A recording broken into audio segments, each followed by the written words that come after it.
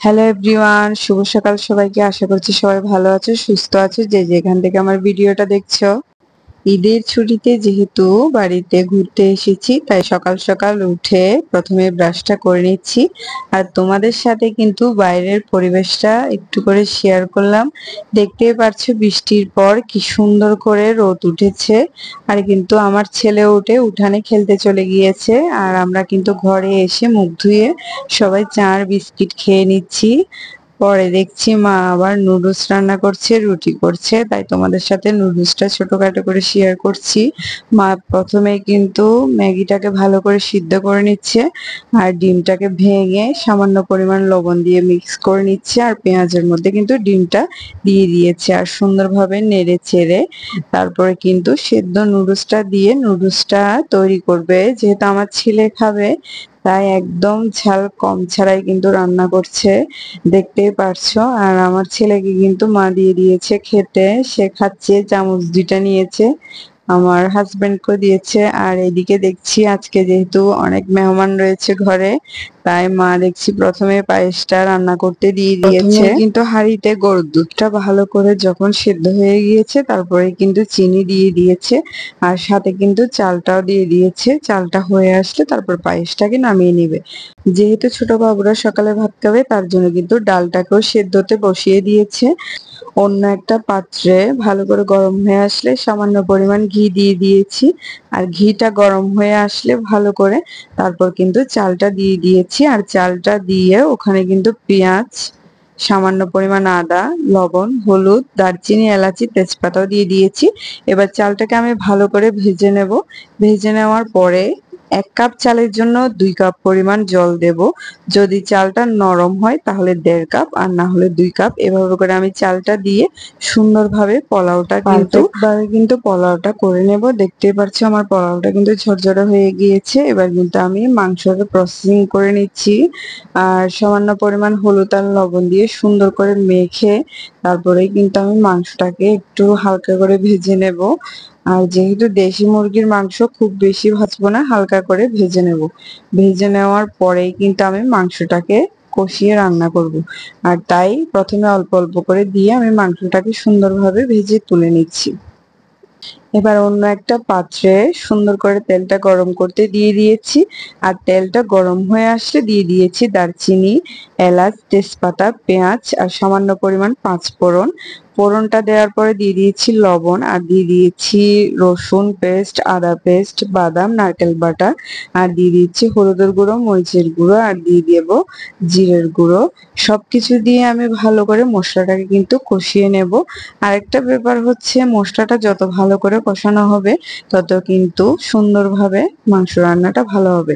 আরেক পাশে মা কিন্তু হাঁসের মাংসটা মেখে নিচ্ছে, মানে ম্যারিনেট করে নিলে মাংসটা কিন্তু খেতে খুব ভালো হয়। তাই পেঁয়াজ, আদা, রসুন, লঙ্কা, হলুদ, লবণ, বাদাম বাটা, সরিষা বাটা সবকিছু দিয়ে সুন্দরভাবে মাংসটাকে মেখে আধা ঘন্টার মতো রেস্টে রেখে দেবে। সামান্য পরিমাণ দই দিয়ে মেখে সুন্দরভাবে কিন্তু আধা ঘন্টার জন্য রেখে দেব। আরেক পাশে কিন্তু আমি ঝোল দিয়ে দিয়েছি, মাংস সুন্দরভাবে কষানো হয়ে গিয়েছিল, তাই জল দিয়ে আমি আলু আর মাংসটা দিয়ে দিয়েছি। যেহেতু দেশি মুরগির মাংস, তাই একটু ঝোল দিয়ে রান্না করব। আরেক পাশে কিন্তু হাঁসের মাংসটাও বসিয়ে দিয়েছি, আর এই পাশে মুরগির মাংসটা ঢাকনা দিয়ে দিয়েছি। আর আরেক পাশে কিন্তু মা তাড়াতাড়ি করে, যেহেতু পুজো করেছে সকালে, সবকিছু শেষ করে জামাইদেরকে সময়ের মধ্যে আবার ধান দুর্গা দিয়ে দিচ্ছে। আসলে প্রথমে আমাদের ধান দুর্বা দিয়ে মা প্রথমে ওদেরকে আশীর্বাদ করছে, তারপর একটা একটা করে, যেহেতু নারায়ণকে সকালে পূজা করা হয়েছে, আর যেহেতু ষষ্ঠী পূজার ঘট রয়েছে এখনো, তাই নির্দিষ্ট সময়ের মধ্যে তাদেরকে জল দিয়ে, ধান দুর্বা দিয়ে, ফুল দিয়ে, সবকিছু দিয়ে সুন্দরভাবে আহ তাদেরকে জামাই ষষ্ঠীর যে নিয়মগুলো রয়েছে সেগুলো করে নিচ্ছে। আসলে এইটার ব্যাপারটা হলো, যেহেতু জামাইরা ছুটিতে আসতে পারেনি জামাই ষষ্ঠীতে, তাই জামাই ষষ্ঠীর 7 দিন পর্যন্ত কিন্তু ষষ্ঠী করার নিয়ম রয়েছে বা করা যায়। তাই সেই অনুসারেই কিন্তু তারা যখন ছুটিতে এসেছে, তো 6 দিনের মাথায় কিন্তু তাদেরকে সুন্দরভাবে ষষ্ঠীর আয়োজনটা করেছে। যেহেতু আমার বড় বোনের জামাইও এসেছে, তাই দুজনকে একসাথে করে সুন্দরভাবে ষষ্ঠীর আয়োজন করা হয়েছে। আর আমার ছেলে কিন্তু মাঝে বসেছে, তাই বাবারা ওকেও একটু আশীর্বাদ করে দিল। আর ফল দিয়েছে, গোটা ফল দিতে হয় 5টা বা 7টা, সেটা দিয়েছে। আসলে যে যার যেরকম নিয়ম রয়েছে সেটা। তারপর আশীর্বাদ করে সবাই তাদেরকে টাকা দিচ্ছে বা তারাও যে গিফট এনেছে সেগুলো মাদেরকে দিচ্ছে। এভাবে করে সবগুলো সম্পূর্ণ হওয়ার পর তাদেরকে পায়েস, মিষ্টি যা যা কিছু তাদের জন্য ফল, বিভিন্ন ধরনের আয়োজন করেছে সেগুলো কিন্তু তাদেরকে দিয়ে তারপরে কিন্তু একজন একজন করে সবাই তাদেরকে আশীর্বাদ করবে। দেখতেই পারছো তোমরা হয়তো, মা প্রথমে মিষ্টি খাইয়ে দিচ্ছে, তারপরে এভাবে একজন একজন করে সবাই আশীর্বাদ করবে। আরেকটা ব্যাপার হলো জামাই ষষ্ঠীতে কিন্তু যারা প্রথম দিন করে তারাও করতে পারে, এবং 6 দিনের মাথায় যে কোনো একদিনও কিন্তু করা যায়।